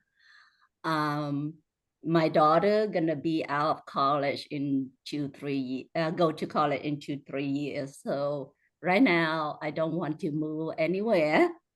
So I bought another house in Menifee, but in like class A area. It have HOA and it have really high tax that I didn't realize. But it's because I put a lot of down. I'm only like about 50-60 LTV. So it's still cash flow a little because I self-manage. So I'm debating between buying a duplex, small multi in San Diego, or go to like outside of Menifee area where I can buy a cheaper home that cash flow, because the area that I bought with first house still doesn't make good yield. But So then where would you be into? Because I think what you're telling us is we're going to stay here for the next couple of years because it's important for us to get my daughter out of high school. But where do you go once she's in college? I don't know. Well, I don't mind to live in an apartment. I don't mind to live, but right now I don't want to do any of that. sure, of course. Because it's in a good school district. So I like my daughter to finish school first before we do any crazy thing, because I'm thinking about that, because right now it's easier for me to go buy do a house hack than buy the next one, because I have 4 property already. So it's hard for me to qualify for conventional loan right now. Right. Okay. So I'm debating, should I buy in San Diego where I can look for duplex of small multi, but then it will be really hard to find a good cash flow, except if I buy cash offer, which I don't have money to buy. If I buy in the Menifee area, I may be able to buy like flip, buy like junk house that I can pay cash. So that's the two I'm debating, because I'm not willing to go out of state anymore. Yeah. So I have one in Florida that I have to ask my cousin who lives 2 hours away, bring his team to come and do all the upgrade, because I'm not good at dealing with contractor far away. So I struggled for more than a year with spend some money fixing here and there, but now I have my cousin to bring his team. He do flip in Alabama and come to Destin to do everything for me at once. How far away is Menifee from you? I don't know the geography. An hour. Okay. All right. Dion, and I have thoughts? family there. Oh, there you go. I have 3 or 4 close family. My husband, brother, sister, niece, nephew. So they can come and help anytime. All right. Dion, any thoughts? I'm a fan of investing where you have the tactical advantage. Yep. Right. Your place in Florida, the people that you know there that can help are 2 hours away. Right. So that's why it's such a struggle. You don't want to repeat that. When you say you're in San Diego, so it's very expensive, what's within 2 hours of you? You're the tactical advantage there. You said you're not really good at handling contractors at a distance. If you can handle them closely, it's like the people who say, I can't buy because I live in LA. And then you go right outside of LA into Kern County and you hit Rosamond, Mojave, Bakersfield, Taft, all those places that don't sound fun to live in, right? Like, I think two of the cities, Lancaster and Palmdale, were voted one of the worst 50 in the country to live in, right? They're right there too. But you go right outside of that, there's tons of rentals that make sense.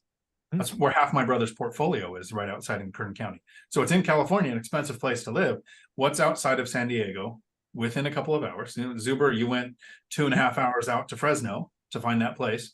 You can manage the crews there. You can go and meet the property managers and find the contractors. So before looking at another state, or before tying up a bunch of money in something that could cash flow a little, again, that sounds like a very small yield, right? It has cash flow, but it's not making a good return on the money. I would look for a place, and we said this earlier, I would avoid it because it's cheap. right? You're not looking for a place that's cheap. That's why you buy it. You're looking for a place that at a certain price, the rents I can get in that area will make it a good deal. Yeah. Yeah. What I hear you saying, Leon, is what I'm again, right? Trying to predict the future is hard, especially for someone you've just met online, right? But what I hear you saying is my husband and I will probably not be here in San Diego in 2 years, right? Once the daughter goes off to college, we may move closer to family. It sounds like Menifee is a possibility given you have roots there. You also have a unit there already. It's in an HOA. It's not quite performing up to your standard, but I don't know why you don't just focus on Menifee, right? It's an hour away, so it's closer to you than Fresno is to me, and it's probably not as big as Fresno, right? When I started, Fresno was 500,000 people. Now it's 1 million people, but 100,000. how many?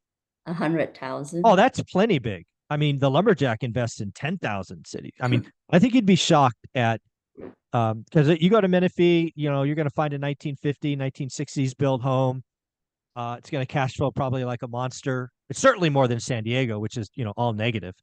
I don't think you beat yourself up to try to find that, you know, that unicorn in San Diego, because that's what I did, right? Olivia and I spent a freaking year telling ourselves that we're going to find that property in the Silicon Valley. It was a waste. It was just a waste of a year. It doesn't exist. And that's when we started looking outside and like the world opened up. And I mean, that's how Dion found his duplex on the freaking water, is he just increased his, you know, his duration a half an hour, and he was, you know, saved $100,000 off list price. So I mean, it seems like a no brainer to me. The little information I have today that you should be doubling down on Menifee. That's what I see. Yeah. Thank you. Does that make sense? Did I disappoint you? No, I'm trying to think about how to deal with my husband because he really like to stay in San Diego. Well, again, you don't have to move. I was just trying to predict the future, right? If you're happy where you're at, stay where you're at. Menifee's still the right answer. It's an hour away. It has cash flow. You have infrastructure. You've got 5 cousins or 5 family members. I'm not sure. I don't know why you would look at San Diego anymore. To me, San Diego is my Cupertino. It's like, yeah, we'd love to live in Cupertino or have a unit there. Doesn't freaking make sense. They're all negative 10% yields. Why would I ever buy that? That's it. We're done. We're going to, you know, in my case, Fresno, your case, Menifee. I think you'd be shocked that Menifee'd offer 1960s, 1970s build, you know, a little older, a little bit more lived in, but cash flow is cash flow. Make sense? Yes. Awesome. Do you have one final question or you're good? I'm just, one thing is that somehow I don't have the confidence because I feel like if I have rental in San Diego, I deal with tenant easier. I rent it out easier than Menifee. Menifee is kind of far away. Wait. It's an hour away. Wait a second. You said it's an hour away? I'm 2.5 hours away. Come on. And you've got 5 family members there? I think you need to get over that hurdle. But go ahead. I'm sorry. I interrupted. Yeah, I just don't feel confident. So we bought the first one in Menifee. The average were like rent were like 31 or 3,000, and we rented for 2,800. I think I advertised for 2,900, and then like within 2 weeks I dropped it to 2,800. Okay. All right. So I just feel like I don't have. It's not your backyard yet.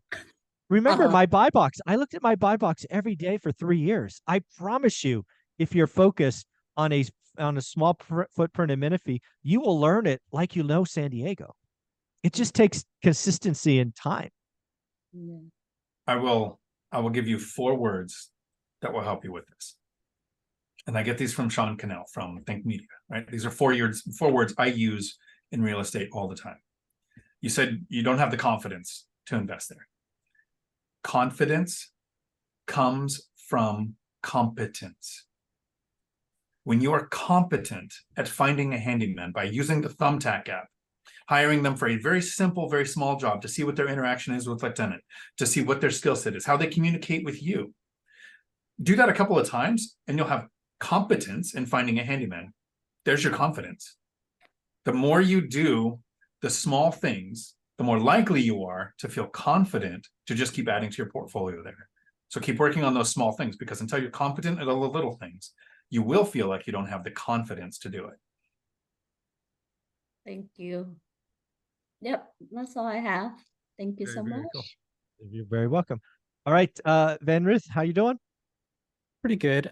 Thanks for doing this. I did have a question. Like, I'm in a similar situation with kids, older kids, and then like I have one that's gonna be going to college, and then I have a middle schooler and an elementary. And so moving them out of the kind of the where we're at, it's a little harder. Sure. But I was looking into the house hacking. Like I'm not sure what grade of neighborhood we're in. Maybe B plus A area, and then to get something else would be in like the C or something like that. I'm not sure. But what the area rents here don't seem to work that much for like a house hack. So how do you think about cash flow and yield when you're going from some place that's like more expensive, even at like the C level neighborhoods for a house hack? Okay, so whenever we talk about house hacking, if I'm talking about it, it sounds like it's the way, because it's the way that I did it, right? It's the way that I did it because I had very low income, bad debt to income ratio, right? I basically had to house hack to get on the property ladder. If you have a better income, you don't have the bad debt to income ratio, saving a down payment and buying rentals, one rental at a time. Zuber's never house hacked. Right? It's just a thing I did because I was in such a bad situation. It's what worked. So if it's an option for you, great. If not, maybe you just save a down payment and you find the rental that makes sense without having to live there.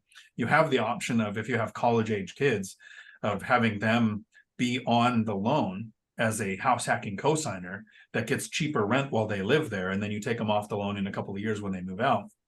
So you've got a couple of different options there. When it comes to house hacking, a lot of people say, I live in such a high cost of living area, I can't do it. That's kind of backwards way of thinking. Millennial Mike house hacks just outside of Seattle, right? His rental, he paid to live in his duplex, but he was saving $2,000 a month. Now he invests in Gary, Indiana. Imagine if he house hacked in Gary, Indiana. First, instead of making $100,000 as a cop, he'd make 40. And so he'd have that big impact. And instead of saving $2,000 a month, if he lived there absolutely for free, he'd save $800 a month. Right. So the higher cost of living area might not be about cash flow while you're living there, but how much can you reduce your living expenses? And often you can do that in the same school district. It doesn't have to be that you move out of the school district to find a price. It might be that you move to the street that isn't as expensive as the street you're living on, but it can be in the same school district. And then it's hard to move from one school district to another, but have you had the conversation with your kids? Have you found out what their opinion of that is?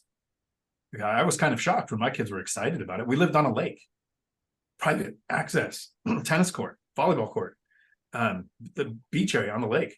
And they were like, we can live in an apartment where all those other families live with kids we can play with? Let's go. I wouldn't have known that unless I had the conversation. So it doesn't have to be house hacking. It can be investing. Unless your situation is similar to mine, you have the kids, maybe you don't have the high income, maybe you have the bad debt to income ratio, and then house hacking becomes more and more important. So you're not just tackling, I don't need a big down payment, or I can reduce my living expenses. It's the best interest rate. It could be gets your feet in the water to figure out what it's like as a landlord, right? If it's an hour away, it's kind of hard. If it's in Florida and your help is 2 hours away, it's really hard. But if you are 30 feet away from your tenant, it's pretty easy to handle issues. And ironically, I lived in the fourplex for the last couple of years. I think I saw 2 tenants maybe a couple of times living there. But it was easier because I was there. So you have a lot of options. Okay. And also, like, I was for like side hustles, like just thinking about how to deploy, like if I started like a side business and I had to use some of that money that I would use for a down payment for a house or a rental or something, like how do you think about that? Because I feel like I'm like giving up some of the money that I would use to deploy for a rental to start a side hustle so that I can make more money later on. Oh, this is a little bit of an overshare, and I'm going to try to get it out without becoming emotional. Right around 2018, I was the president of a CDL school. We were training around 2,000 students a year, and I started to make pretty decent money, and I had a pretty good savings. I had some duplexes. I had paid off the single family house. It was just before buying the fourplex. I took $200,000. I took $100,000 and I started a flatbed trucking company. And I thought, there's a driver shortage. Companies are struggling to grow because they can't find drivers. I run a CDL school. I've got the secret sauce. I'm going to make this trucking company, and I've got the thing that will help it grow. So I put $100,000, leased some trailers, leased some trucks, hired some staff to put it in place, and I started paying payroll, got some accounts to get some deliveries going, had another $100,000 there to cover my burn rate. And I lost every penny. I was $15,000, $20,000 a month going into the business without making a penny. Overtime, I didn't know how to run a trucking company. I was doing this side hustle, and I got kicked in the teeth. And right about $180,000, I thought, okay, it's going to cost me money to break these leases. So broke the leases on the trucks, broke the leases on the trailers, took the people that I had hired, said, hey, I'm going to hire you at the CDL school, got a job for you. So you're being fired, but now you're going to work over here. So their lives were less disrupted than mine. 200,000 gone. So I took the McDonald's model. So if you listen to Kiyosaki, McDonald's is a real estate business, but this is a thing that came up with McDonald's in the early 90s. And I forget where I learned this from. But in early 90s, McDonald's said, hey, look at our salads, look at our chicken sandwiches, look at our this and look at our that. And they tanked. They started losing billions of dollars worldwide. And then they said, hang on, look at our Big Mac. We're a fundamentally hamburger company. And they focus on the Big Mac. They got the I'm loving it jingle, and then they go back. And now they've got all those other things, but they diversified at the right time. I am fundamentally a real estate guy, not an entrepreneur. Zuber says this too. He's not really an entrepreneur. He's an investor. I wanted to put my money to work in investing. So if you're an entrepreneur and you have a business that you think will generate money, the money that you can put in there, you can look at it as a return, as a yield. What will I get for the money that I put in there? If you're an investor in real estate and you know what yield you can get, now you have a choice. Which one do you think is going to be more, you are going to be more confident at? Because it goes back to, if you chase 5 rabbits, you're going to starve. It's grow a business and buy rentals slowly on the side, or invest in real estate and focus on that. But if you try to do both, you're going to be split. And because then when you go to run the business, have you got that worked out? Have you got how the revenue will work? Have you figured out what cash flow is? Because cash flow with a rental is annual profit divided by cost to acquire. Cash flow with the business is maybe it's a net 30 or a net 60. You do work, you pay the expenses, you pay the employees, you pay the taxes, you pay preemptive taxes on the quarters that you don't even see yet. And then 60 days later, the company that you did the work for writes a check. That cash flow is how long does it take for that money to hit your account. It's a whole different business metric to learn. So that's the decision I think that you have to struggle with yourself first is, are you an investor or an entrepreneur? Because they're very different animals. So what I just heard you say, Dion, is not only did you lose $1 million in that fourplex you didn't buy by buying off a house, you also lost another $1 million by trying to run a trucking company. That's what I just heard you say. Yeah. Thanks. Sorry. Time for some hard water. Yes, ouch. But I'm hoping that when you make a huge mistake like that and you share it with people, you're like, hey, here's what I did. Maybe you don't have to do the same thing. Yep. So Van Reeth, did you want to have a follow-up question or maybe poke at that a little bit? So I guess like if it was related to like real estate, like if you did something with like being a real estate agent or like a property manager, I know that's a business, but that's a business inside real estate. Is that something? I think what I would do is kind of keying on something Dion hit in at the end. If you're going to go start a business, that needs to be your focus. Okay. Starting any business, and I talk to entrepreneurs every week, you have to be, it's always, I mean, I just did an interview with Dana talking about her company, Hemlane and NVIDIA, right? We kind of made that connection. It's 1,000 to 1,000,000 times harder than you think. The fruits of the labor are amazing. But the fact that the CEO of NVIDIA admitted that he wished he didn't start the company, in 1996, that should be eye-opening to you. So again, if you're going to do it, man. Go, but don't split your focus. Okay. But the last thing on this, a lot of people will say, I think I should work in real estate because I want to invest in real estate. Statistically, over 90% of agents never own one rental property. Yeah. Part of it is because of the mindset, but the other part is it's inconsistent income, right? You can go months without anything and then have a huge transaction happen to have money come in, making it very hard to be bankable. You could have credit score issues, which makes DSCR lending even harder. Working at a property management company can give you a lot of the skill set that it takes to manage your own properties, but starting a property management business makes it very hard to be bankable for real estate loans in the future, because you have to have so many years with consistent income at the same scale. So if you do get it in place, get your systems going, and then have hockey stick growth, from that hockey stick growth, and you're now 2 years away from lenders going, okay, that's probably going to keep going, right? So it's two different things. I think Mike said it perfectly. If you're going to do the business thing, that's your focus, and then real estate becomes down the road. So is there for the different mindsets, what is a real estate investor's mindset? What should that look like? I can tell you what mine was, and it's always been this way, is my job is to go out and bust my ass during the day in somebody else's job, sell hours of my life, and maximize my income. And then control my expenses so all this money rains down on the bottom line, called discretionary income. Then my job is to take that discretionary income and make it work. It's kind of what Grant Cardone talks about, right? He busts his ass doing all of these things, and the money rains down on the bottom line. He's always broke because he kind of puts the money to work. Different scale, different number of zeros, but that's been my attitude the whole time. I think here's the mindset that helped me the most. Don't underestimate the power of a couple $100s. If you have a couple $100 coming in a month, and Zuber's talked about discretionary income, like after your expenses, what's left, that couple $100 is dozens or maybe hundreds of hours of your time back. Yep. And so a couple hundred here, a couple hundred here, and then you add the element of time. That's where the freedom comes from.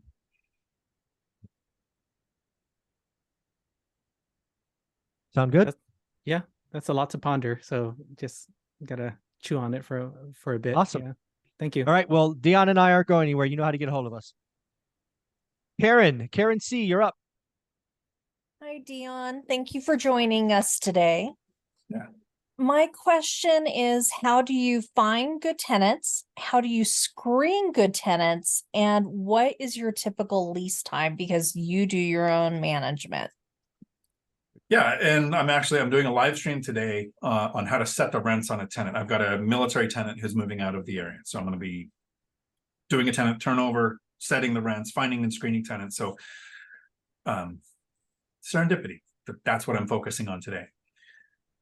For a long time, I used cozy.co or apartments.com, bought Cozy, so then I use them. So I'll post my listings on those formats. I'm now using Hemline because it puts it on 30 with me only having to put in the data once. Your area might be different. I had pretty good luck with apartments.com, and then I used Zillow, and it was night and day. Like I would get 30 applicants on apartments.com and I got 110 on Zillow, like within a week. Wow. So it was 3x the thing. And then when I went to Hemline, they can come from any source because I put it in Hemline puts it on 30 things, and then the tenant finds and pays the application fee on there. I screen tenants for only 2 criteria, and I've never looked at or cared about income, because I know people making 6 figures who are broke. And if you go off income, you eliminate a lot of bartenders, cosmetologists, and waiters, and people who make a lot of their money through tips. So I screen for credit score. And since I don't look at income, I screen for a higher credit score. So I look at 700 as a credit score. A lot of people go for 650, 620 and have no problem, but then they also look at income. So since they're looking at more metrics, they go with a more lax credit score. So I look at 700. I think anybody who's taken the time, energy, and effort to get their credit score that high is going to protect it. And then I'll look at no evictions ever. I don't care if it was in 1980. If somebody's had the experience of the government will let you stay in a house for a few months for free, I don't want them in my property. There are plenty of places, apartment complexes that have syndications that have really lax criteria and will take 500 credit scores with evictions. And so there's a place that person will end up. It's just not going to be in my property. So I have those two criteria to search. I search off the platforms where they're free for me when I was using apartments in Zillow. When you move to Hemlane, it costs me, this is the actual fee structure, $28 a month to have my account, then $2 a month per unit that I have on there. And currently I have 4 units on there. So every time I have a tenant turnover, I'm adding that unit to my Hemlane thing, because I'm not going to a tenant like my nice lady who writes me 6 months worth of checks and saying, you have a flip phone and don't have internet at your house. I need you to learn how to use a website to do. I'm not doing that to my tenants. But as I'm placing new tenants, I'm getting them through Hemlane. So they're going to use the portal for, communicating with me, communicating with handymen, sometimes paying the rent. I've only got one that pays through there so far. So that's how I find and screen, is through those free platforms for the owner, where the applicant will pay. On apartments, it's $45 for the application fee. Zillow's $38, and the other ones have different fees. I'll list the advertisement. I will generally say, here's my criteria. I want a 700 credit score, and I want no evictions ever. If you have those, don't waste your time with an application. It's kind of like right at the top of the description. Still have people who apply that have 4-something credit scores, and they just think, and I don't know why they threw away their $45. One thing I will do, if somebody applies and they look interested, so I don't want to spend a lot of time, since I self-manage, going and showing the property, right? I don't have a lot of tenant turnover. I've got one I'm dealing with now. But if somebody pays an application fee, I will go and show the property. And since this is at a unit where it's a 4-plex and I have kind of a friend renting there, I might actually have them go over and do the coded lock to let them in and save me the trip to go there. But I would go and show it if they've paid the application fee. If I have people who want to see the property, but they don't want to pay the application fee, which I completely understand, because that's kind of scammy. So some people think landlords just collect all the application fees. Well, that doesn't go to me. It goes to apartments.com or Zillow or however they found it, right? But they want to see it before they spend their money. For those people, I will say, I'm going to do an open house format for the walkthrough. So if you want to be there Thursday at 5 or Saturday at noon, I'll be there for an hour or 2. There will be other people looking at it, but you're welcome to come and take a look, and you don't have to do the application until after you see it. If there's multiple adults, everyone 18 or older has to fill out an application, because I want to know eviction history on everybody, and I want to know credit score on everybody.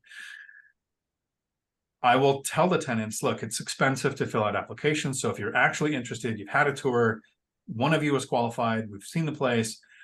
If any other adults are on the lease, if they're over 18, they have to be, they're going to fill out an application fee. I will deduct that fee from the first month's rent. So we'll kind of share that cost together. So you're only going to pay one that you're actually paying for, the rest I'll do, but you have to do them so that I get the information. Tenants have been really happy about that so far. So that was how I find tenants. Was there more to the question? I'm sorry. No, I think that is really it, because my biggest concern was, how was I going to be able to screen tenants effectively? But you're basically saying go through one of these companies and it'll make my life a lot easier. Yeah, the companies, I mean, what is the alternative? Make a website, or at maybe Craigslist, Facebook Marketplace. And then how do you run the credit? How do you get the eviction history? So you've got to educate yourself on it's probably not that hard. The lazy investor, I'm like, it's free for me. Tenant pays a fee. It's kind of normal for the industry. That's how I've looked at it. And I get the data that I'm looking at. So here's the last thing on the data, the credit history. So I'll look at the score, and then I'll look at the, payment history too. You get that. And then I'll look at the eviction history, but then you get the work info. No, I don't care about their income, but you're taking a microscopic look to make a macroscopic decision. So you want to look at every detail that you can. So in a way, to try to catch people that are disingenuous, you'll get their work info. So it'll say, I work for Les Schwab Tires and my boss is Tony, here's his phone number. That's the information you'll get.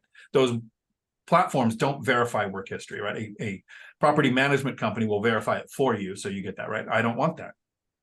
And I don't want to call the number that came through their information, because that's data that the applicant put in, which is very easy to fake. Pay stubs are actually easy to fake.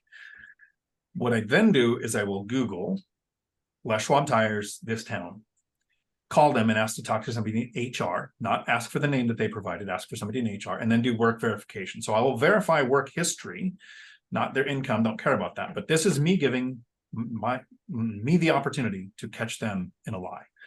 So those are the 3 things that I actually do look at. Okay, thank you so much. Yeah, sure. Very cool, Karen. Well, folks, we got time for one more question. We've got Serge hand up, but it's been patiently waiting, and then we'll let Dion bring us home. So Serge, you have the floor. Yes. Hello, guys. Thank you. I have a question. I went through this search on my backyard. It's very expensive, Silicon Valley. And my wife recently gave me some idea about Sacramento at some duplex. I ran through this same table and I see it's positive cash flow. I was so happy. Called to agent there and realtor, my friend, and she said, "Hey, it's good. Let's do this offer." So I did pre-approval. I sent offer, but I have small for duplex. I have small down payment. Nowadays, it's not 5% yet. It's still 20. So we did FHA loan, and she said nobody will even see on this, but let's try. So we did 480, but recently this house sold for 450 because they need urgent cash.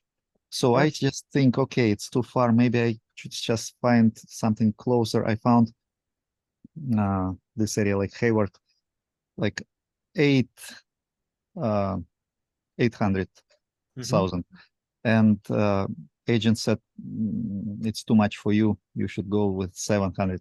Too small down payment, even for 5%. So am I doing everything right, or I should also take a couple of years, collect some money? Well, Serge, we got to go back to our first conversation, man. Remember my warnings about the buy box, right? Yeah. You've got to get disciplined. You've got to look at it. It frightens me to hear that you decided to do that in your backyard, which is awesome. We talked about that, fully blessed it. Then you have outside voices saying, go to Sacramento. You see something, you get excited by the spreadsheet, you write an offer. You've never done the work, man. How do you know that's a good deal? Yeah, it cash flows. Yeah, this, that, the other, but it could be a horrible deal. If you're gonna suddenly change to Sacramento, then change to Sacramento. But you can't cut the line. The idea is not to write the freaking offer.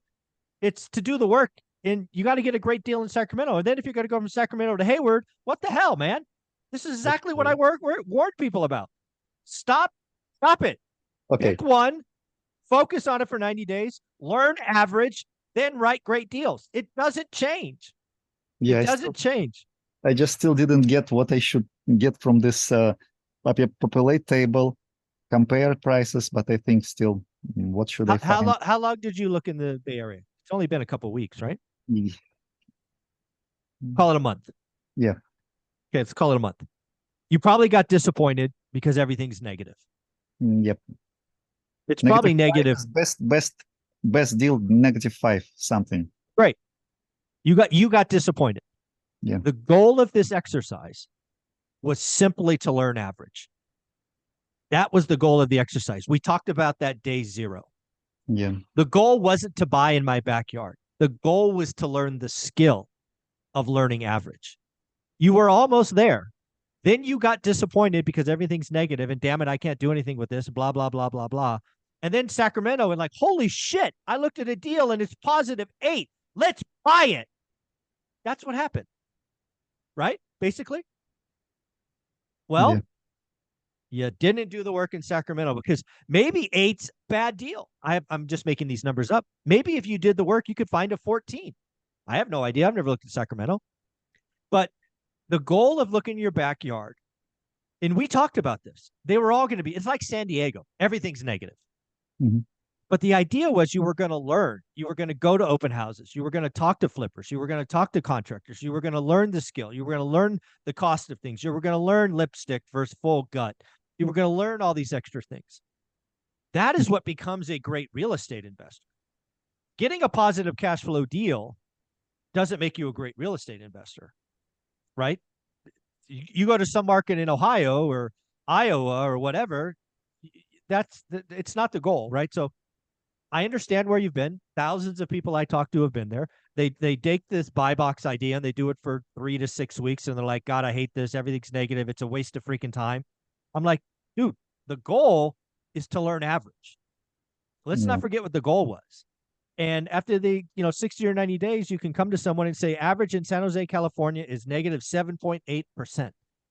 Best deal I found was -4.8. The worst I saw was -17. That's valuable because you could take that skill set and then go learn somewhere else. But the goal isn't Bay Area is -9. Let's go look at one deal in Sacramento. and write the first offer. The goal is when I choose Sacramento, it's not going to take me 90 days. It's going to take me 40 days. And then if I go look at Hayward, it'll take me 36 days. It's not find a deal in Sacramento that looks great compared to San Jose. That's not what we're trying to do. You're trying to find a great deal in Sacramento. And you generally don't do that by looking at one deal. That's not a good way to do this. Okay. That makes sense? Yeah. Okay, keep going. I'm sorry. I wish I had a better answer. There's no cutting the line. If Okay. you want to stop looking in your backyard today because it's so frustrating, it's so boring, and you don't feel like you're making progress, go for it. You're just at day 0 in another market. It's okay. It happens. If you want to make it Sacramento, great. You want to make it Hayward, great. But you can't skip the line. You've got to start over. You got to get a buy box. You got to get an area of town. You got to get an asset type. You got to get a price point. You got to get a size. You got to get a 20 to 40 active. It's all the stuff from day 1.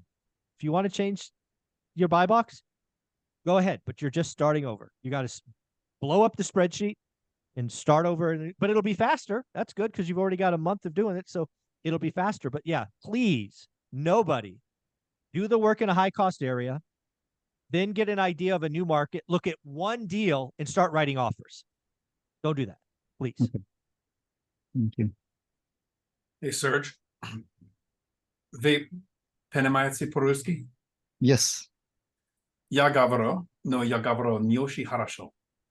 No idea what's going on right now. Your realtor speaks investing не очень хорошо. Okay.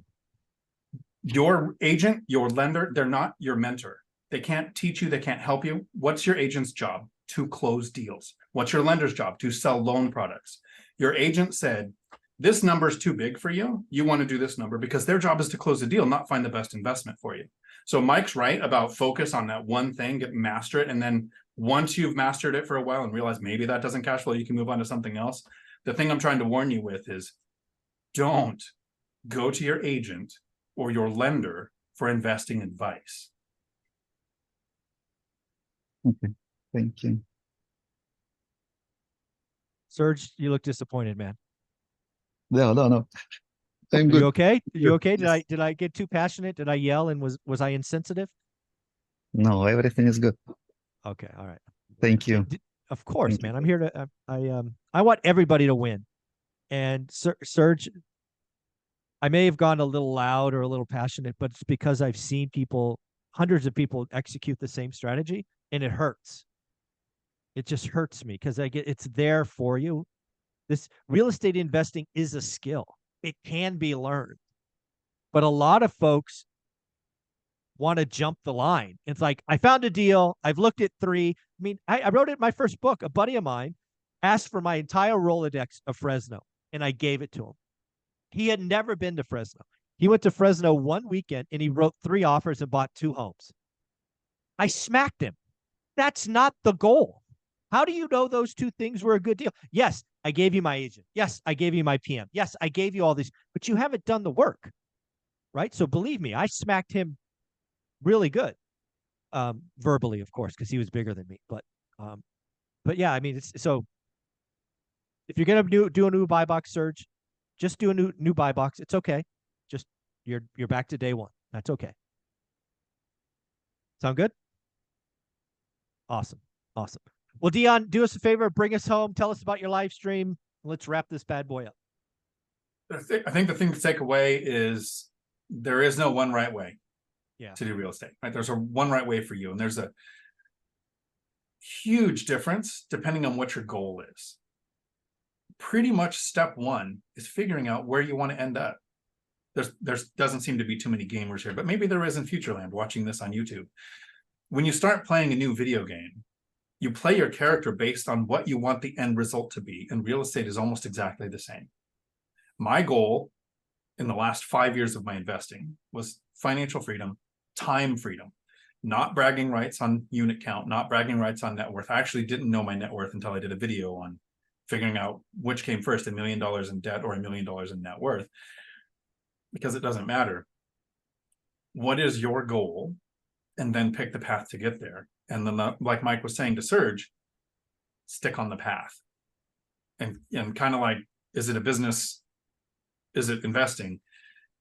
It's a lot easier once you figure out who you are, where your goal is, because then you know what to focus on to get there. And you can make this as complicated or as simple as you want to. Dion, you're amazing, man. You're the right way for 99% of the folks out there. I think if you can really see financial freedom sub 20 units or even better sub 10, that's a worthy goal. House hacking was a great part of your journey. Finding side hustle money by selling video game items. I don't even know how you do that, but again, you did everything you could. Discretionary income, self-managed, binder strategy. You are the man, myth, the legend. I'm glad to call you my friend. Folks, take care. Have a wonderful, what is today? Saturday. Bye. Ciao. Thanks, fellas.